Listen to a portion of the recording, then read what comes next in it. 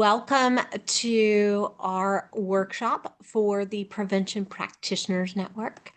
The Prevention Practitioners Network is a national network of interdisciplinary professionals committed to preventing targeted violence and terrorism in the United States. My daughter has just figured out that I'm doing this. So I will turn it over to Kathleen sooner rather than later. We welcome all of you to join. So if this is your first workshop, please join us for future. And if you've joined us for many workshops in the past, please join us. I believe it's July 30th for our next one. But this topic, multidisciplinary teams in practice, is a topic that when we did a national survey of practitioners last summer and asked for what their greatest research needs were, one of the things they asked for was, what do different multidisciplinary teams look like in practice? We understand there's a lot of literature suggesting that multidisciplinary approaches can be the most effective in especially secondary and tertiary levels of prevention. But what does that actually look like? And there are so many different models that I turned to our partners at Boston Children's Hospital, who led quite a deal of research, talking to different multidisciplinary teams across the country and really trying to understand what different models look like, and to learn from those different models as well. So I could not be more pleased to welcome Kathleen Elliott from Boston Children's Hospital. She has agreed to moderate this discussion today and also set the table based on the research Boston Children's Hospital did and kind of the analysis she was able to run from that research as well. So Kathleen, over to you. Thank you so much for being here.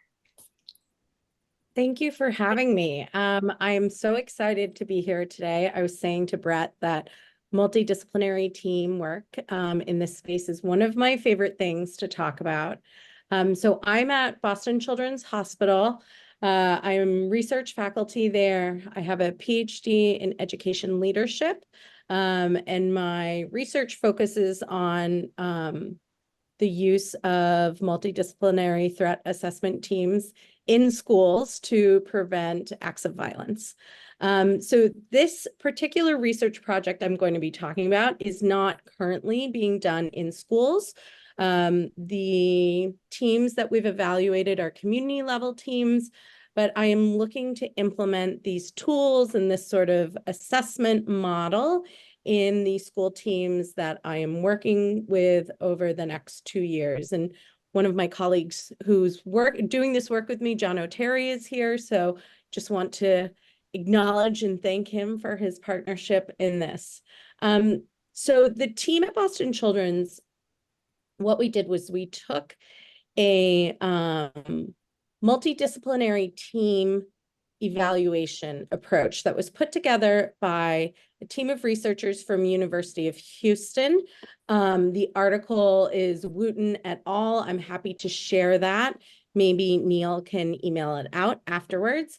But we took this article and we put it together in a rubric. And so we measured teams on 6 different areas.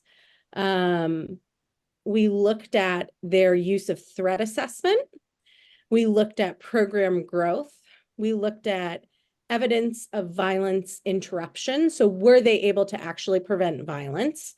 And we looked at meeting structure management and coordination. We looked at team vision, charter, and goals. And then we looked at external communication and collaboration. So you can see the way we evaluated teams was both on the threat assessment and violence interruption, but then also sort of more generic how do teams operate measures as well. And what we found in that is that the teams we interviewed that were recommended to us as being high achieving teams really ran the gamut. From the Wooten model proposes 4 different categories. The first one is early, sort of like a early in development model. And then we have one that is process focused, that is high in team development. So they have that cohesion, but low in research and scientific progress. Then we have a traditional model of teamwork that is low in team development, but high in research and scientific progress.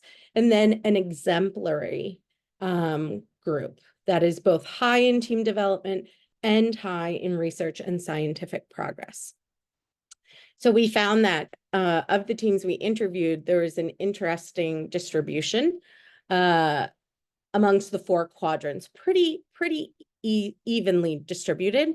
And you would see like the longer, more established teams were more likely to be in the exemplary quadrant or in either the traditional or the process focused quadrant. And then the newly formed teams were often in the early in development. So we feel like it's a pretty accurate measure of how multidisciplinary threat assessment teams are operating.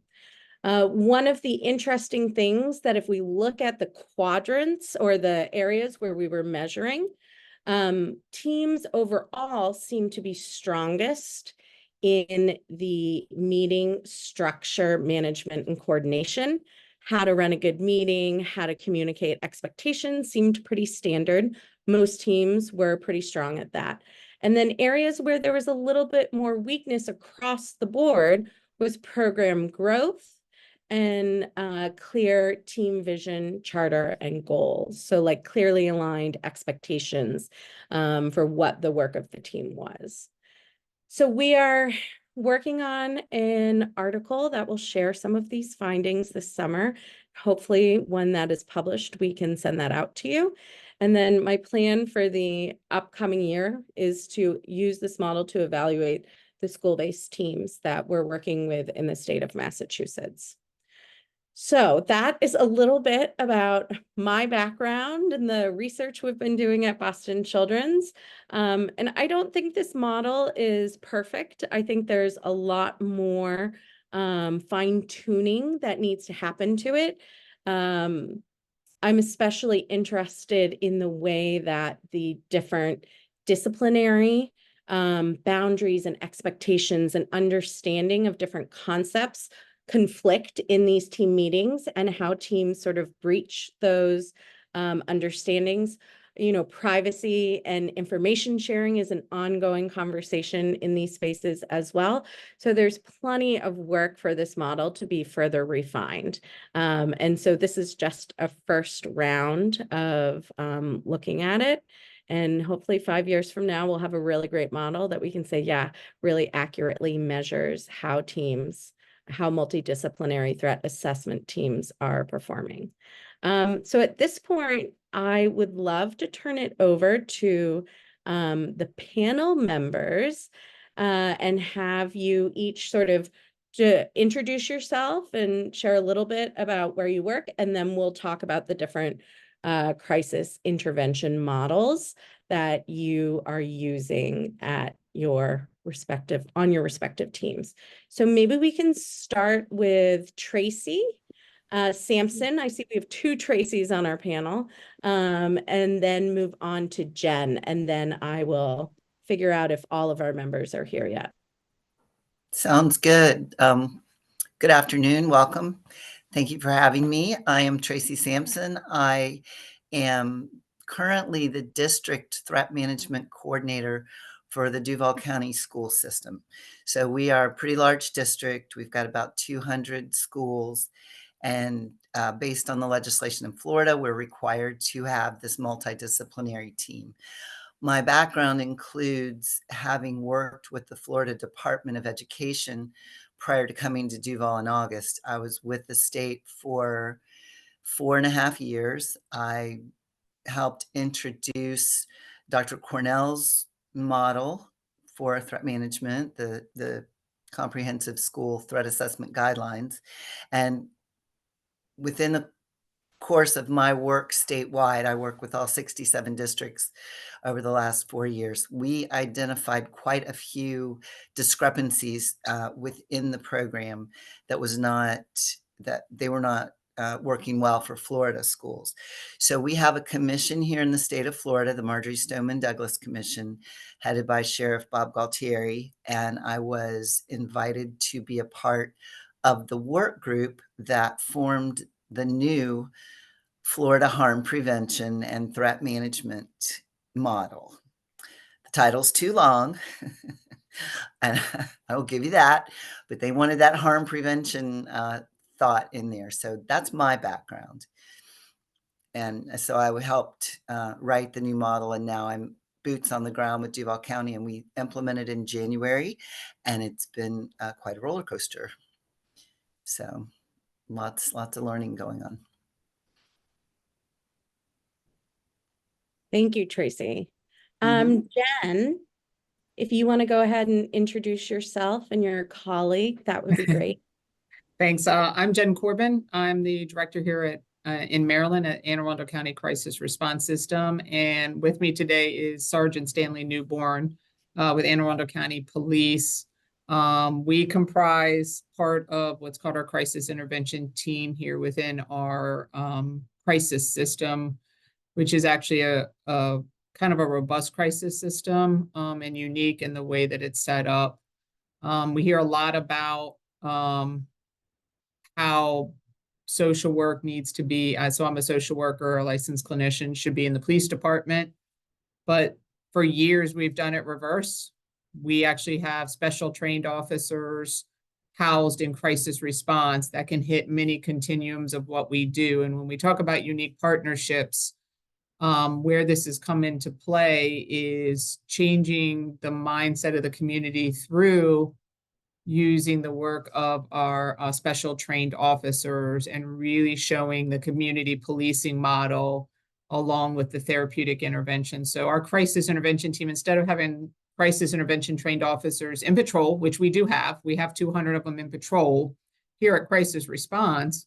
We have Stanley, who's a sergeant, we have a lieutenant, and we have 8 positions here and are able to run a robust system of responding with the mental health perspective or the behavioral health perspective from the beginning.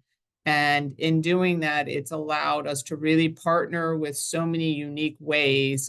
We do run mobile crisis here. So we do have paired licensed clinicians on police radio. He can respond within the community 24/7. We have a warm line, which people can access our teams at any time that they want. The uniqueness comes in the partnerships that we've been able to create with many different aspects. I hear you talking about schools and threats and different things like that. Here is where we work with our schools on a day-to-day basis with not only our schools, though, but with our hospitals, with our airport that we have, and we have bridges and different things where there may be concerns where we can respond and work with many disciplinaries. And where that uniqueness comes in is being able to go together with our officer in a soft uniform, making it a little less intimidating for the person that we're out working with in the community. In our division, we have done something unique in that we have also taken one of our clinicians and placed them over in the police department in our Homeland Security department, in which all of our threat assessments are done as a collaborative approach. And through that collaborative approach, that team can respond to do the work that needs to be done in a very behavioral health approach. Or if it's lower level, it comes back to us here and a CIT crisis intervention response occurs. So we're able to share behavioral health information, police database, and kind of put that together. And what we have found is since we've been doing this model is a lot of our community now diverts from 911 into our warm line, asking for this kind of response because they're trusting in the CIT trained officer, responding to their home, unmarked car, so there's less stigma, softer approach, and then the rapport building that happens on the follow-up visits is really important. If you want to share anything. I'm along for the ride. But yeah, so basically, the uniqueness is that we have several clinicians paired with officers, so that approach is happening in a constant constant day-to-day operations. What's nice about having the officers here is our mobile crisis can tap into them at any time. We have our warm line. If they receive a tough call and someone may have questions, we can pull the officer over to help on the warm line, have that conversation. If someone is worried about their loved one and they're worried about patrol coming, we can talk that out and what it looks like. They can talk with an officer. We can talk about different ways of responding to these calls. A lot of time people don't reach out for help because they don't understand what kind of help will be coming to them. And so being able to have that warm line has allowed us to have a unique approach. The other piece I just wanted to share is within our system, what is unique too, is we have people with lived experience that respond to these calls with us as well. We don't call them peers, but we call them people with lived experience because they may have struggled with mental health or substance use, are in recovery and have moved to wanting to help others. And so we usually call them care coordinators. Some of them have their license. So we categorize them a little different here. And what's really unique, and we always hear it from a lot of people, is someone with lived experience pairing with an officer. They always say, we never thought we'd ride in a police car to help another person, or we would respond to a call in a way to tell them to trust police or to believe in the person that I'm responding with. So it's really gone a long way in helping with the community policing model that we have here when trying to address a very acute situation in the community.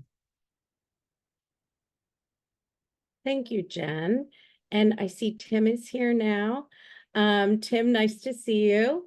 So we were just introducing ourselves and briefly talking about where you work and what type of work it is. And we'll go into a little bit more about the crisis intervention model after those introductions.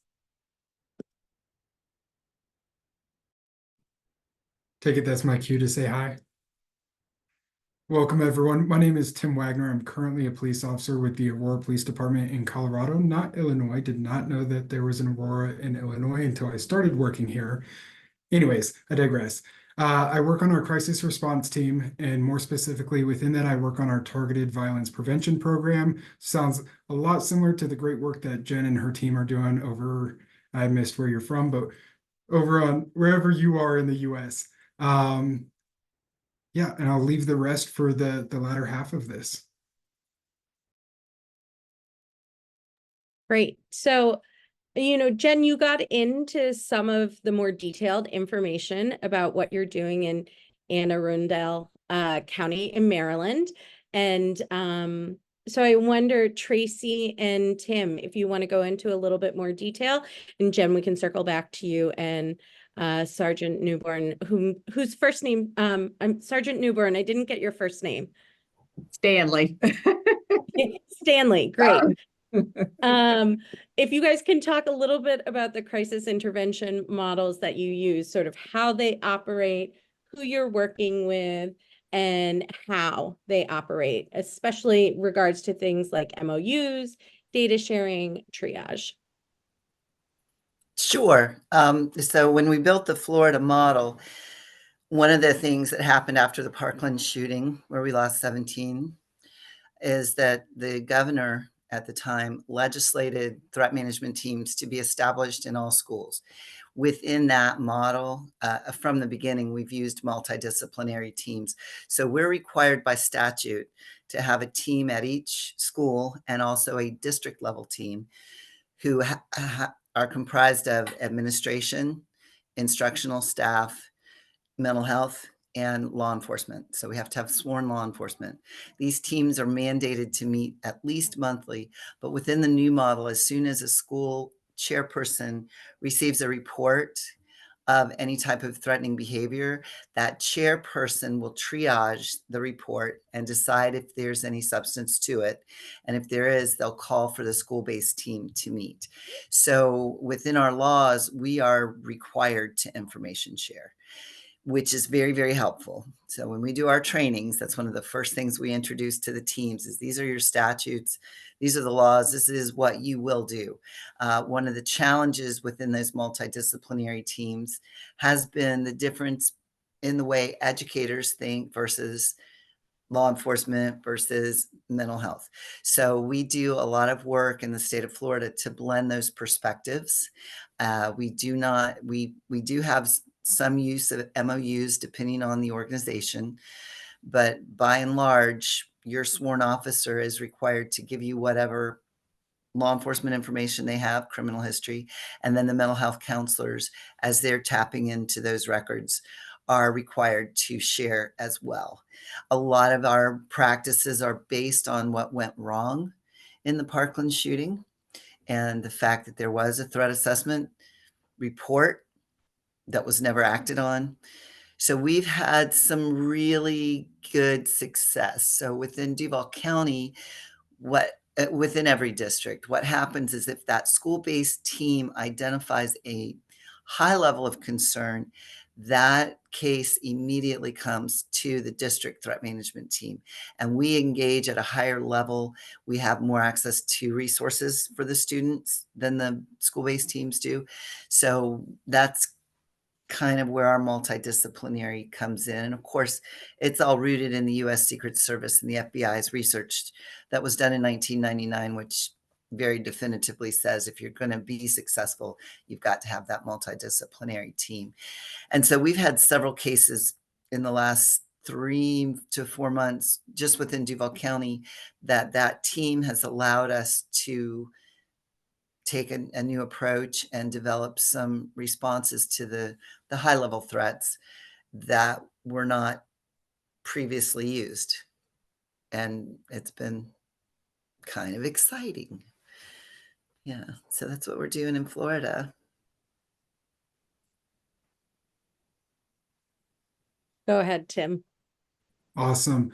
I want to shout out Tracy in Florida. If you haven't seen their online prevention strategy or their framework and how they work in behavioral threat assessment, check that out. It's a great document.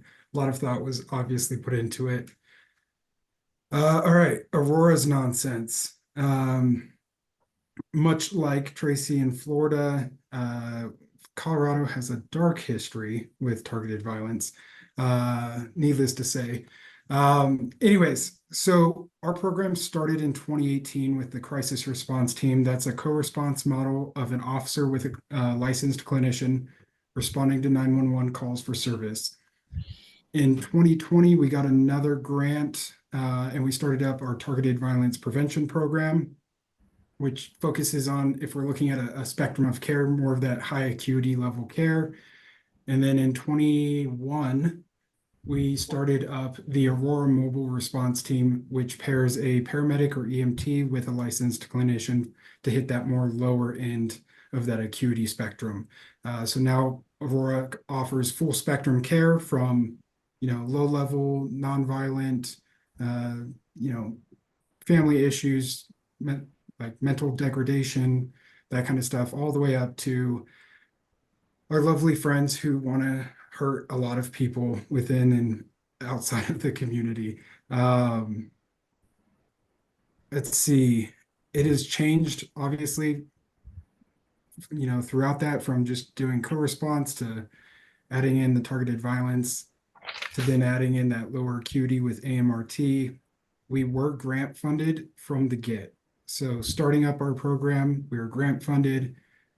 The reason why we started up the TVP, other than lots of issues in Colorado and within Aurora, was we needed more money to keep the CRT going. And so that grant allowed us the opportunity to kind of strong arm the city a little bit and get monies to start up that program. I'm happy to say we're currently still on a DHS TVTP grant that ends later this year. But after that, we are fully city funded. We finally got the city politicians on board. So that is a major challenge and obstacle, right? Is money, and where does it come from, and is it sustainable? Let's see. Tim, actually, can I ask you to expand on that process a little bit, like how you were able to get the more stable funding? If you can, I'm going to take us in a slightly different direction, then get back on track. Yeah, definitely. So it was a lot of upsetting people. and then using the data that we had from the beginning, we were collecting data on, you know, how many clients we were having each month, how many were repeats, how much money we saved from them not going to jail or not going to the hospital when not needed. And we kept collecting that data and refining our collection process throughout there. With the targeted violence prevention piece, that's shiny, that gets people's attention. For obvious reasons. I mean, laws are created after the fact. And unfortunately, Colorado, you would think we'd have more robust laws like Florida, but we don't because Colorado. So with the TVP, we really focused on our data. What are we collecting? How are we collecting it? And then what are we doing with that data once we have it?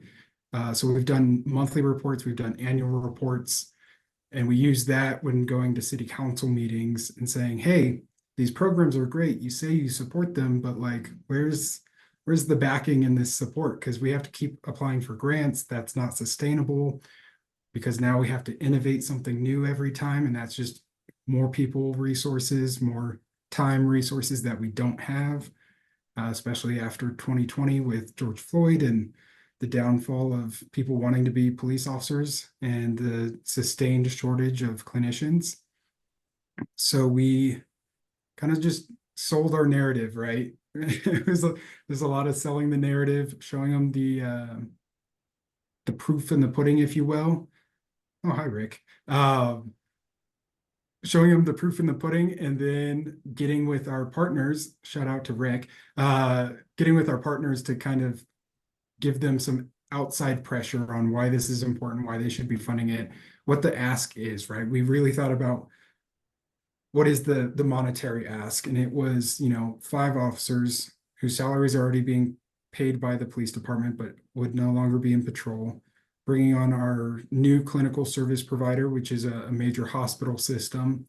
So working with them on the ratification of that contract of the city will pay X amount of dollars towards salary and fringe, UC Health will pay X amount of dollars, and we'll get 5 clinicians and a case coordinator. With our current grant, that brought in a case coordinator or case manager specifically for targeted violence, so that she can handle all the case management stuff in there.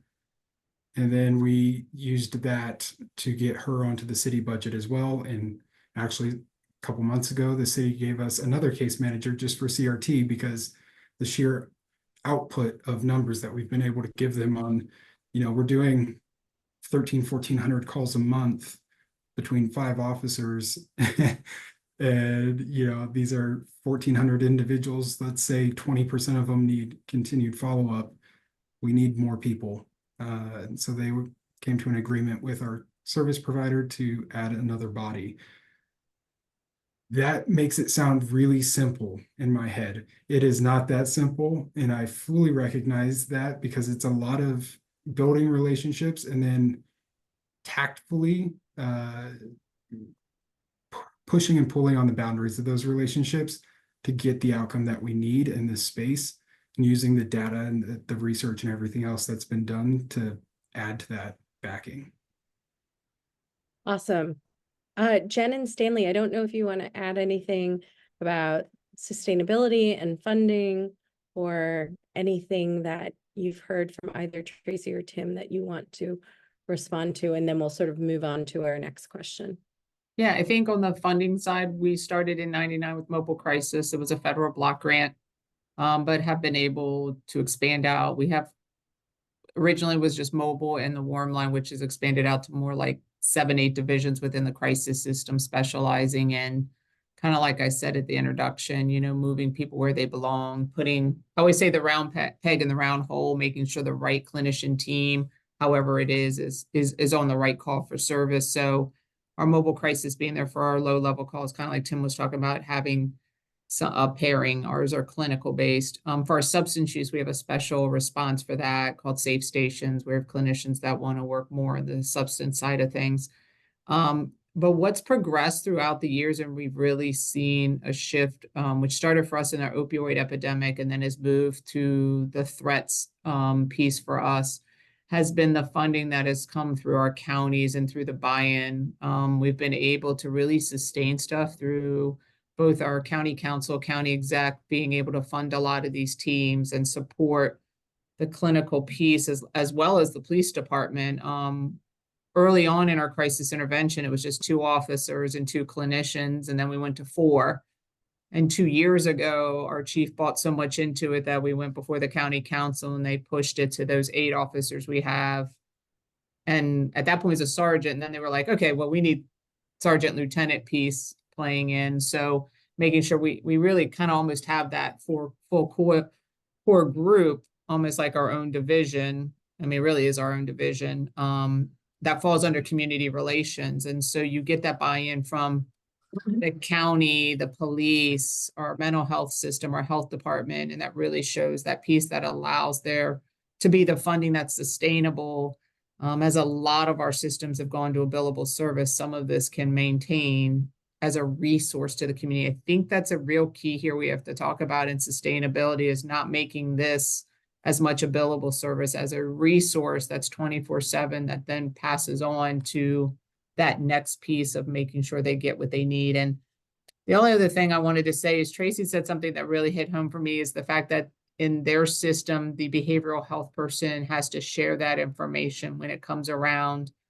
We have a really strong group within our school system, police, and behavioral health, but there still is a little bit of that concern of HIPAA versus FERPA versus who can share what, and when do we bring it to the table, and when is it risky enough to share and when is it not. So I found that really interesting that you have been able, because of the way it's set up, to do a little bit more of that. We still kind of skirt around it a little bit by using what we call an ROI, a release of information for coordination of care. It's not a medical release where we give the assessment, but it is a form we can use with families to check off who would they let me coordinate with verbally and in a case basis for a full year. And that's really helped us with the schools, because the school is written in. But I like what they're doing, because it kind of breaks down some of those barriers that we still have when we come across those issues. Sure. One of the things, just to respond to that, one of the things we did with the new model, and I know I'm going to segue into your next question, Kathleen,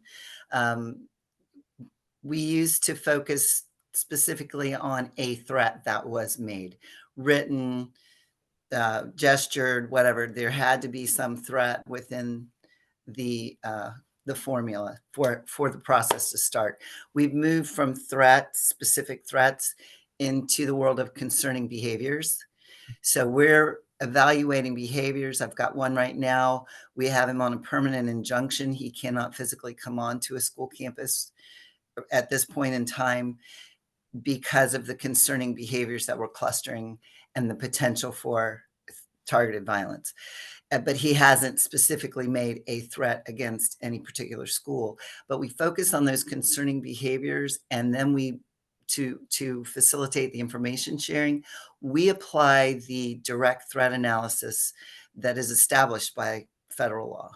So we train that into our teams, and we've had great success, and we still have barriers that we hit. But in the last 5 months in Duval County, I've been able to work with, we have DCF here. That's probably our biggest challenge. They're overworked, underfunded, a lot of burnout. They have more information on the abuse side than most other organizations. And that really factors in heavily when you're looking at kids that are presenting with concerning behaviors and may potentially become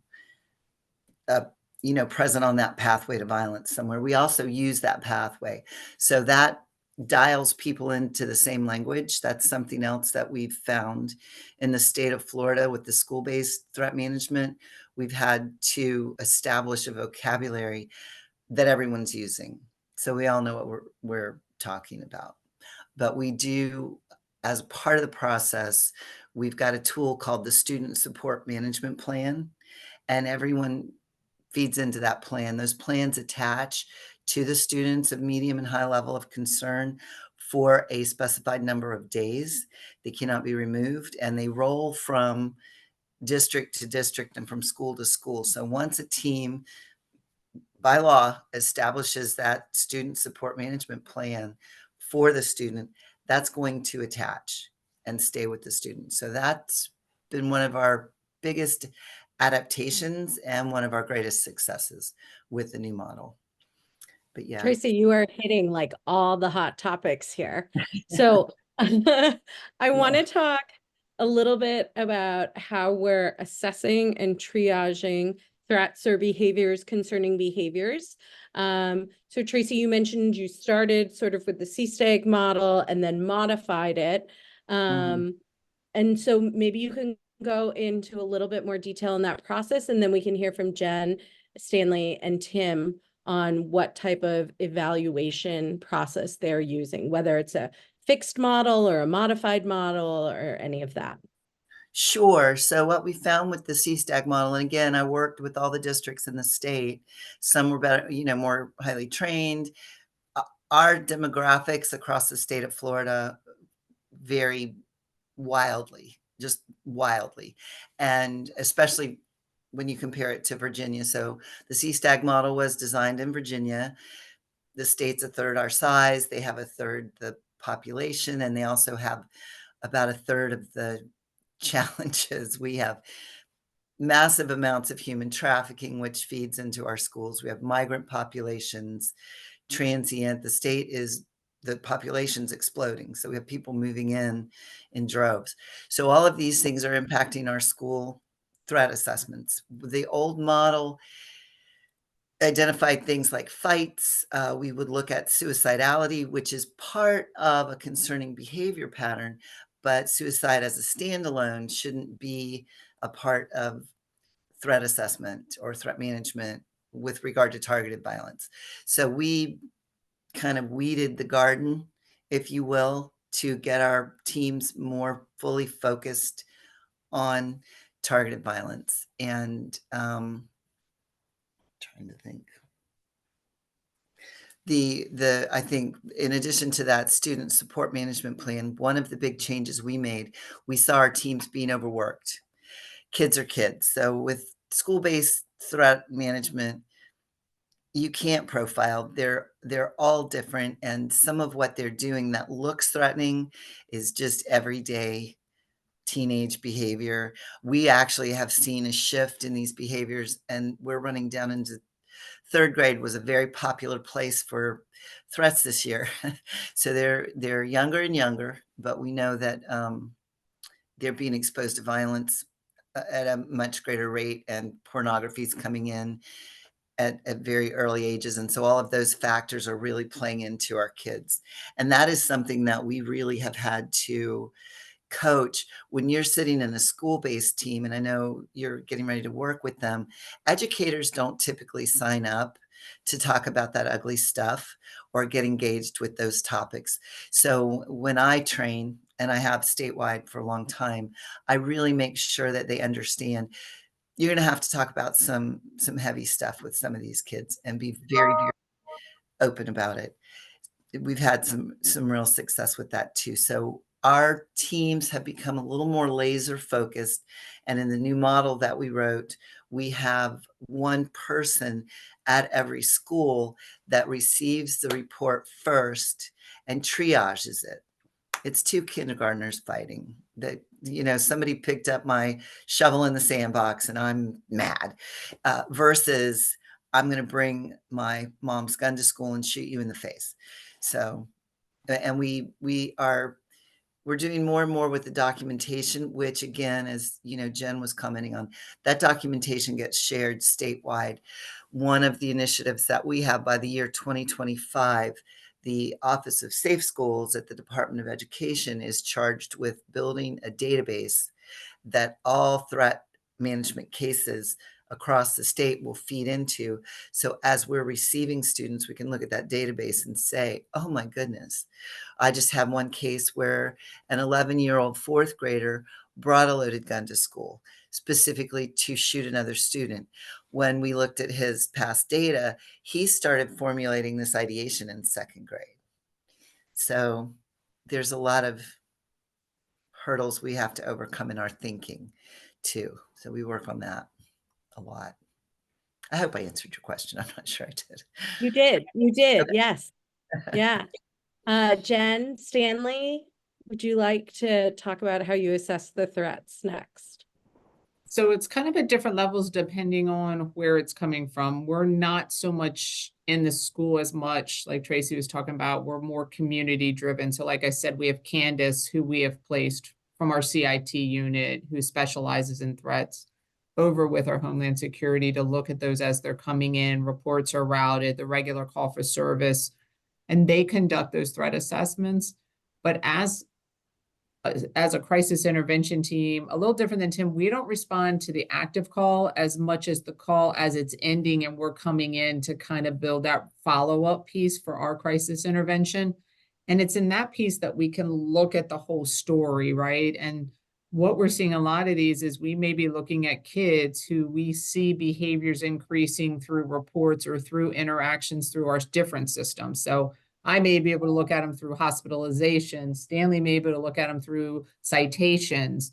And then what can we do to put a story together to then try to engage both maybe the school, the family, the community that they're involved in, to see what we can do to work with that individual. So we do it more from a wide perspective because, again, we're not as blessed to be completely in the schools every day to do that. So we're kind of living by the good graces of people forwarding us those reports, knowing about us and dealing with it in that realm. So every day a brief comes out and we pull from that. While we do go on live calls, a lot of times we don't want to always be associated right as that actual citation or situation is occurring. We want to be the follow-up piece that we can engage with somebody. So that's where the collaboration for us is so important.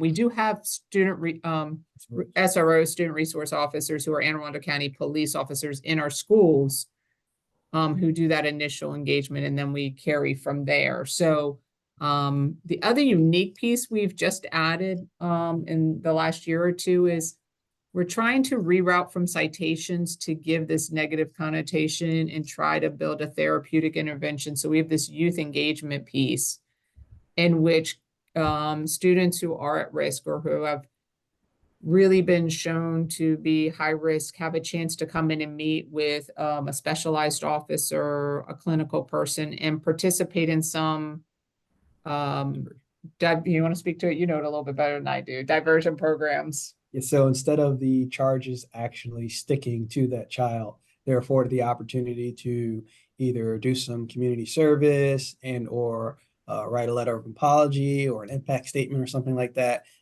regarding the situation that they were involved in. And then as long as they complete everything that's recommended by the youth engagement services, those charges go away. If they don't, then of course we have a year and a day to charge them, then we can circle back and do that. And what's really unique with the case is they get a mentor. A lot of them get an officer mentor who comes by and can chat with them and really start to engage with them.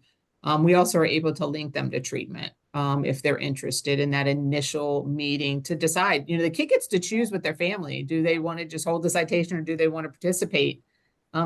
It's an interesting conference that kind of happens in our youth engagement. We've had a lot of success in that because what we have found is that a lot of times we end up working with the family to help them better understand what's going on with the child and why this situation occurred, why these fights, why these threats are happening in the school, what's going on and outside of the school system.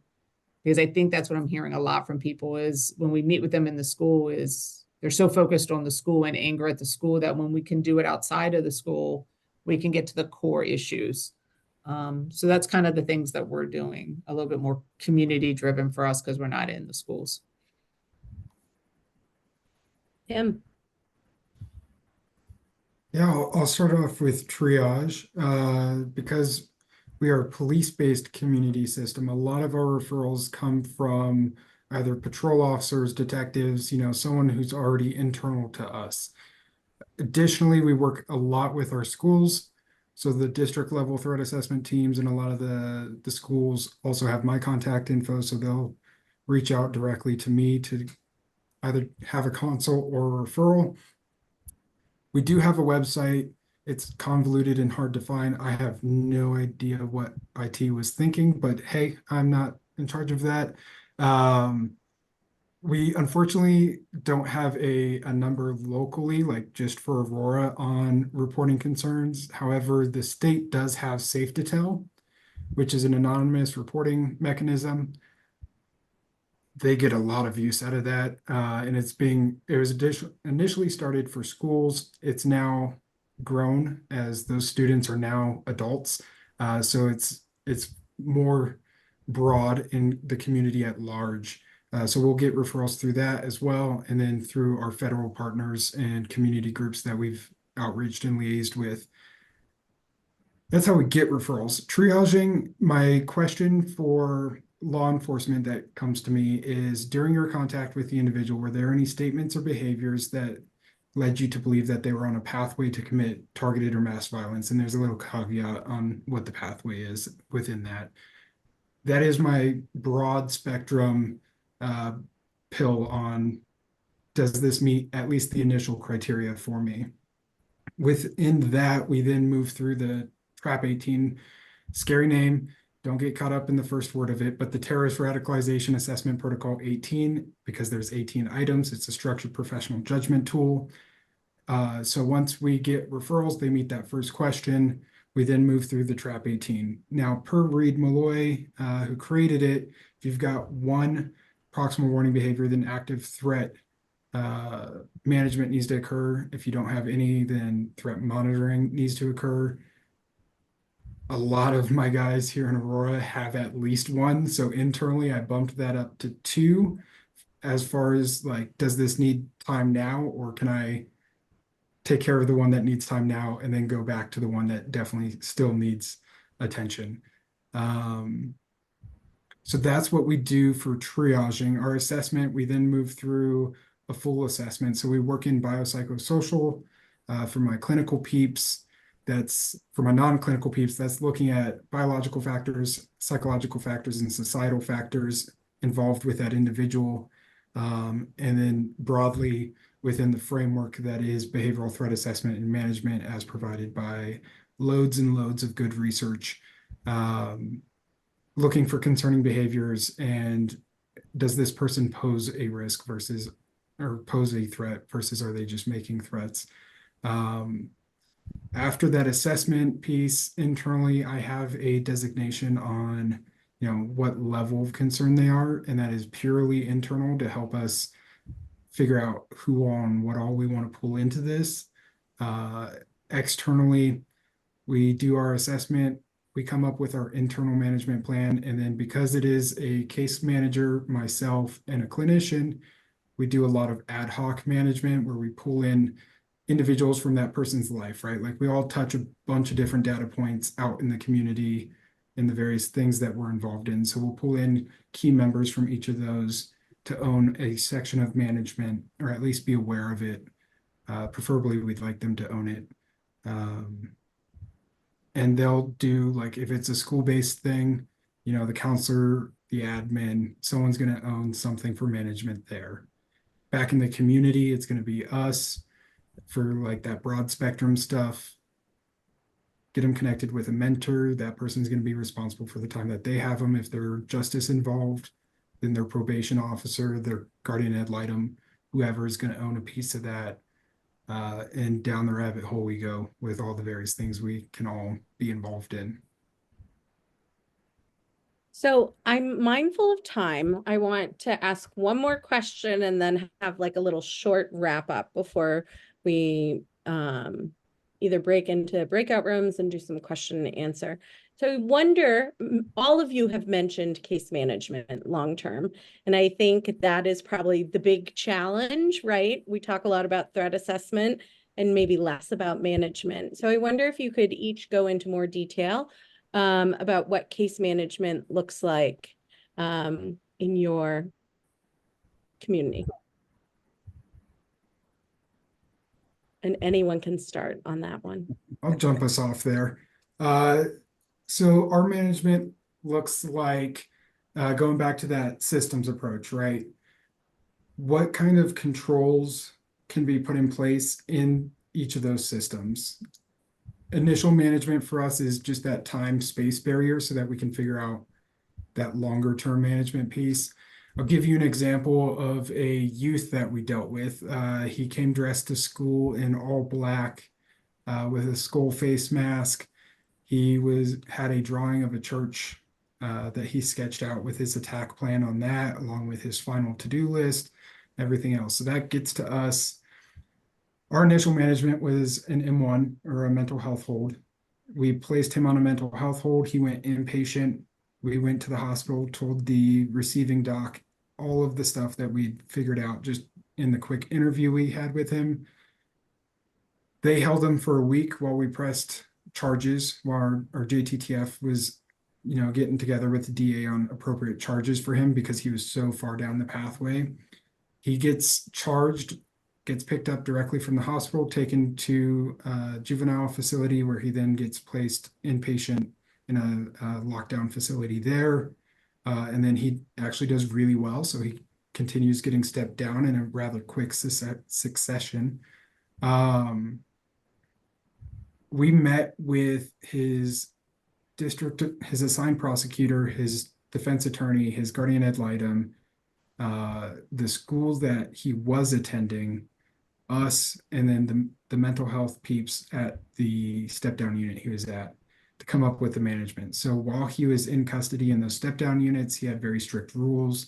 The court mandated that he's only allowed 10 minutes of internet a day, and that is to be supervised. What that looked like was quite literally an adult standing over his shoulder watching everything he did, as well as the keylogger. That then moved on, through about a year. We kept working through that. We focused on what his goals were. So he was undergoing extensive psychotherapy along with family therapy.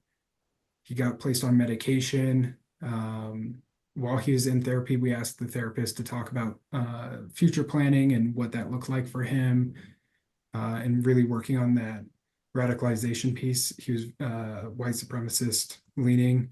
So we worked on confronting those beliefs over that year and supplanting it with, better pro-social connections. We then moved out back into the community. He got probation. He got released back out into the community. So we worked with mom a lot. She got in contact with Parents for Peace through us. They did some counseling with her on working through her own feelings about this entire situation. She got a phone monitoring app thing that she could basically clone his phone, and any information that he put out onto the phone, she could see. Very limited internet usage throughout that period. And then we also got his probation officer on board, gave him the rundown of, what that behavioral pattern was, what the concern there was, and what he's been doing well so far. And that probation officer was our eyes on. He would do, random checks. He would go hang out with him at school while he finished out his ed requirements. That was a big piece for us.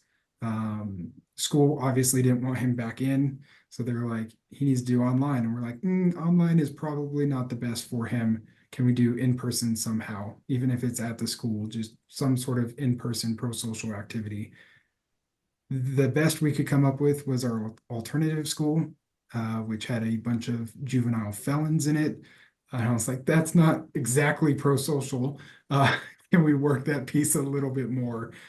So we were able to work some youth groups in for him, and then some outside stuff. He wanted to become a chef, so we got him into a program there so that he could learn, I'm going to butcher this word, whatever, the chef skills, and then actually work in a kitchen and work through that and have that connection there. He ended up having a romantic, thank you, culinary. My hair may be receding, but it's blonde.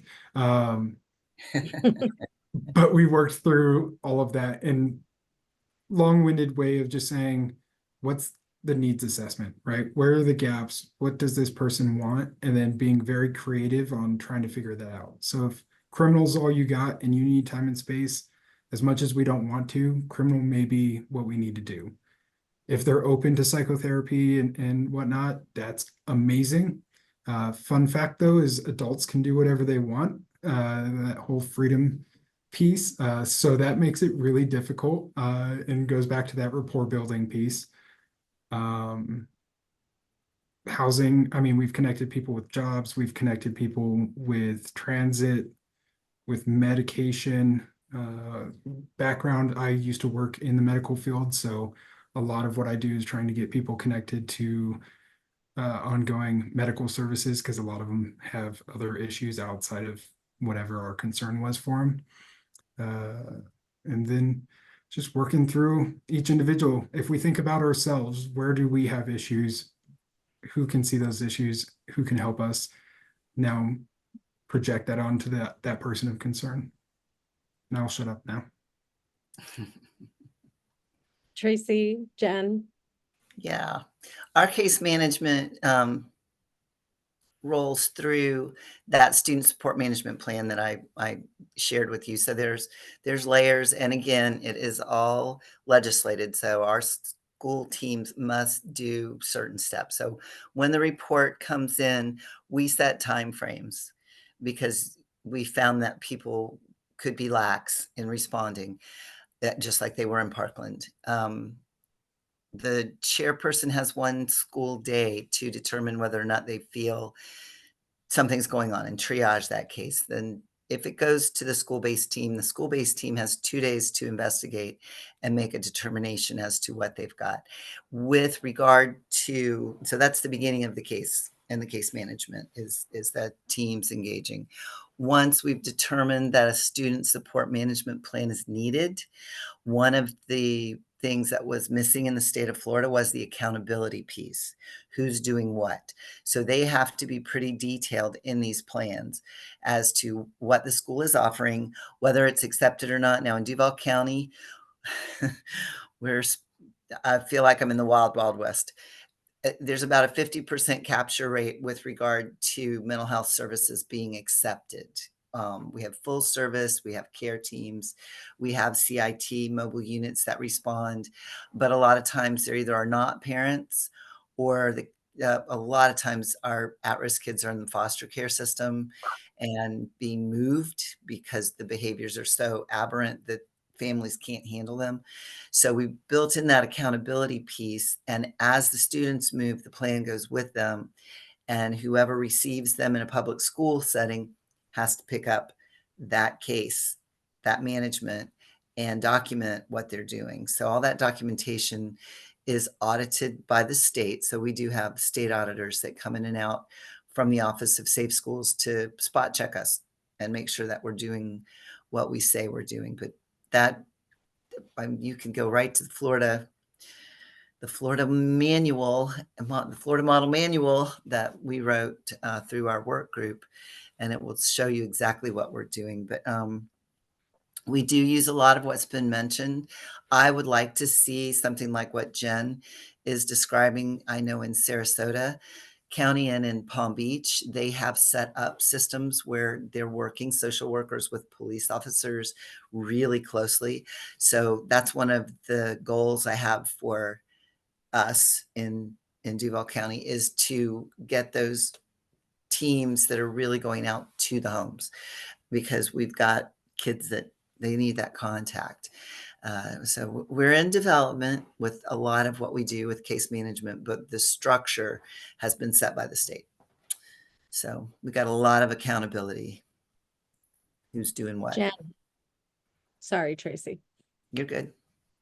Yeah, so ours is kind of based on 18 and under and 18 and over, because we have very different looks at how we're going to handle things. Again, because it is community driven and we're coming from the community perspective of how we can help the individual.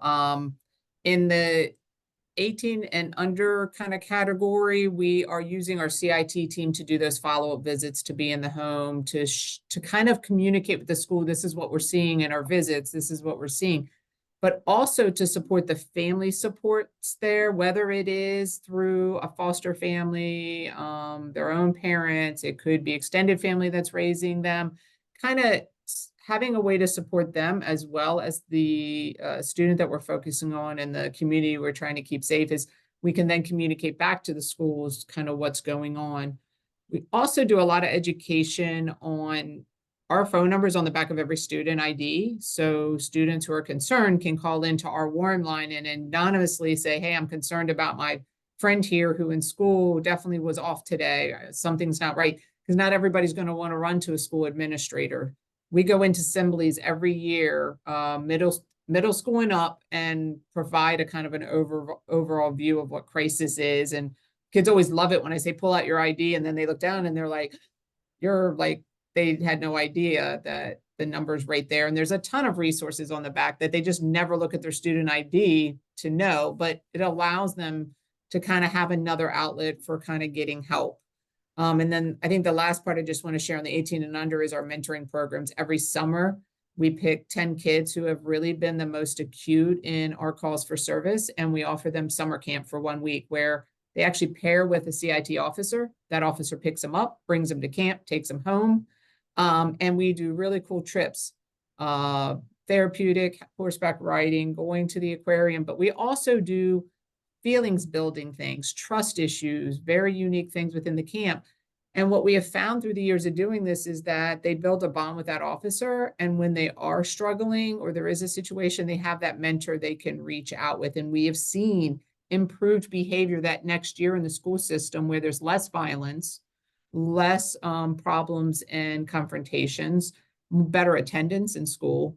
I'm not saying that there's not things that don't happen, but we also through that camp carry on a soapbox derby, a lot of mentoring programs with the kids that we go out on calls for, where we're really pairing officers, and they do it a lot on their own time. What I just wanted to say I don't want to forget about the 18 and over. Sometimes we have kids in school that are still older than 18 in our high schools, and kids who need to be followed as they transition to what we call, transitional age youth. Our 18 to 23 becomes our forgotten population. I get very concerned. We see a lot of kids who then hold anger back at our schools, or young adults who are very angry with the world. We continue to follow those individuals as well, but a little differently. We pair them with a case manager here. We have 10 case managers in our system. We pair them with someone who can help them learn to adult, make sure they have an ID, a social security card, birth certificate.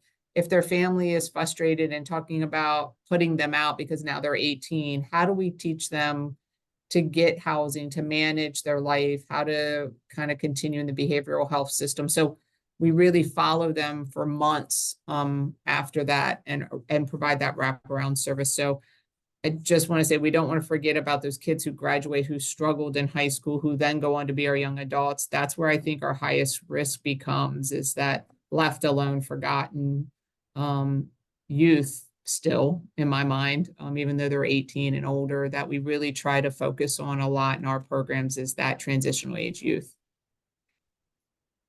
So to close us out, Neil, I know we're running a little over here, but I was hoping each one of you could share 1 or 2 sentences about what are problems that still exist in your work that you spend a lot of time and mental space thinking about. I always feel like those are the things that are the coming challenges, the things we haven't quite figured out. So what are those things that you're still thinking about, you're trying to figure out? For me, it's ongoing training.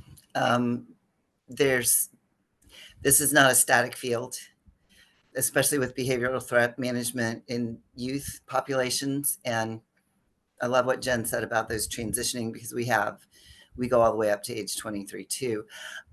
They are being exposed to so much so quickly. If you're not them, you're not keeping up with what they're seeing and what they're learning and what they're getting involved in. And we have to stay on that cutting edge and make sure that our educators who are in contact with the kids understand just what they may be exposed to and what may be the next threat. So just that evolution of violence within our youth culture, and how do we keep up with it as older generations? How do we train that out to the people who are dealing? So for me, I dwell in that training challenge all the time, because it's very gray. and how you respond to kids and situations can make all the difference in the world. So how do I keep training my teams to respond well, maybe respond differently? That's my big chew all the time. I think for me, I agree. Training to me is just the key, that continuously staying on top of making sure communication happens. But I think there's one piece for me, and is the most risky of clients that we deal with. And the fact that while they are the riskiest and we are scared to have them in some of these systems of care or in these systems like the school system, pushing them to more loneliness at home and alone is not the answer either. And what are we going to do to find something other than just evening school for them to be a part of? How do we really rehabilitate someone who is angry or only has learned in a certain way and has always pushed people away? How do we bring them back into a system of caring, and not continue to push them out? They just become angry adults with grievances. And so we always we spend a lot of time right now with some cases that we have looking at their grievance now, and it stems back. If we look at someone who's 25, 26, 27, their grievance starts and their anger starts at 15, 16, and 17. And so how do we change that piece to not have so many people at that later point that didn't get the support they need? So still that, and it goes back to what Tracy just said, it's really educating our educators on how they can better help in the school system. They're our point of contacts. That's where we really have to start. But we still struggle with that a little bit here. Yeah, and I'd say for us, staffing at all levels, right? So the major players in our program have either moved on or are moving on very shortly. So as we're getting new people onboarded and trained up and lighting the fire that is the space underneath them, that is our biggest ongoing issue. And with that comes, information sharing agreements. A lot of our stuff right now is individualistic relationships. We've worked to make it programmatic relationships, but we are still fighting the city on making it a institutional relationship. So that's the struggle with us, right? Like, we have support now, we've got money taken care of, but it's continuing to formalize it and get it standardized so that it can live on outside of just money. And with that goes resources. Aurora is a resource desert. Everything that we need is in Denver. We also sit in 3 different counties, so we don't have our own internal revenue that we would if we had a county. So we were sitting with 3 different departments of human services, 3 different court systems, it's just nonsense. So that is our biggest challenges, and listening to the other 2 speakers as well as our own issues, I think a lot of it goes back to that primary prevention space and maybe even touches that primordial, and how do we make this a systemic thing? Awesome. What a great ending to a great conversation. I'm going to turn it back over to Neil to sort of facilitate us to the next part of the workshop today. Thank you, everyone. And sincerely thank you to Kathleen, Jem, Stanley, Tracy, and Tim for joining us. I think we've fleshed out a lot of discussion here. And there are a lot of people on this call who I know have questions. And there are a lot of people on this call who are doing similar work and are at different stages of that work. And at least from the Prevention Practitioners Network standpoint, these are the questions that I think are resounding throughout this work: is how are we actually doing this? What MOUs and information sharing agreements need to be in place? Staffing and training. We were just in Mega Week in Canada, and that came up time and time again. How often do you need to be doing training? What types of training? What format works best? In such a nascent field, I think it is easy to get burnt out, but also it's especially kind of enlightening to hear from so many different places across the United States who, fortunately or unfortunately, we've got 50 different states and 18,000 police agencies. And so this type of stuff, I hope everyone finds helpful. Because we've got 56 people on the call, and I think we all probably have different questions, I'm gonna open up breakout rooms for each of our 4 panelists here. You can self-select into these breakout rooms, and this is really an informal discussion and conversation. We do not need to go until 4 p.m. We can do we can do this in 10 minutes or 20 minutes, but what we really want to offer here is an opportunity for you to ask very pointed questions for some of those panelists, given all of the work and expertise in this virtual room. And then lastly, I put in our workshop for July 30th, and we would love to see you there to help us match academic research with all of the frontline practitioner work that we're doing here. So feel free to, I believe you can see the breakout rooms, is that right? So panelists, feel free to jump into your own breakout rooms, and then we will go until maybe 3:30 or until questions peter out.